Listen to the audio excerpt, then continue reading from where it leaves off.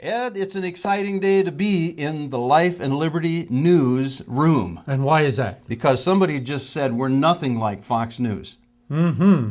They said we're not fair and balanced, we're unfair and unbalanced. I'll be unbalanced. I'll be unfair. All right. Okay. I just read an article. It's an interesting one on healthcare.gov. It was titled, How Healthcare is Making a Difference for the People of South Dakota. Already. But isn't Governor Dugard telling us we're not implementing ObamaCare? Well, that's what he says. But listen again to what healthcare.gov says. They say the Affordable Care Act gives hardworking families in South Dakota the security they deserve. That's great news, isn't it? Healthcare reform is already making a difference for the people of South Dakota. So ObamaCare is already hard at work in South Dakota. Hard at work. I think so, Ed. We just got the latest information from the state of South Dakota about how they're spending Obamacare dollars.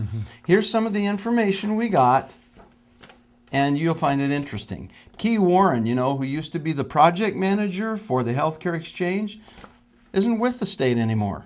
Well, that's a good thing. We don't have her there anymore. Well, really, we still have a project manager.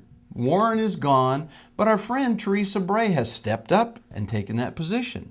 Beverly Wilson is also on board as an exchange specialist, and Scott Johnson is working hard as an exchange technical specialist. There are at least also 3 part-time Obamacare helpers in the state capitol. That must be costing us a bundle.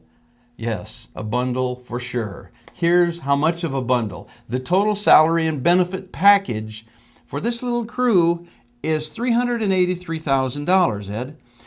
If the part-timers are only on the payroll a third of the time, let's just say that's 1 full-time equivalent. That means 4 people full-time working on Obamacare in South Dakota. Wow, that's $100,000 per employee. Well, you're close. Actually, it comes to about $95,750, Ed. That's salary and benefits for each Obamacare employee in the state of South Dakota, the ones we know about. And that doesn't count over $250,000, you'll recall, to our friends at Navigant Consulting, who still have not been paid enough to return my phone call. Well, that's an awful lot of money to be spending if it's not really doing anything. I mean, not implementing Obamacare. And what are these $100,000 a year people doing? Certainly not nothing. Well, people do not want Obamacare in South Dakota. I mean, the PPACA in South Dakota.